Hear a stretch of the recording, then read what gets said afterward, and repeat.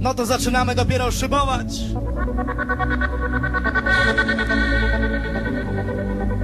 Tak więc kochani, ci wszyscy, którzy do nas docierają, którzy nas słyszą, zamknijcie oczy, polećcie razem z nami ponad chmury!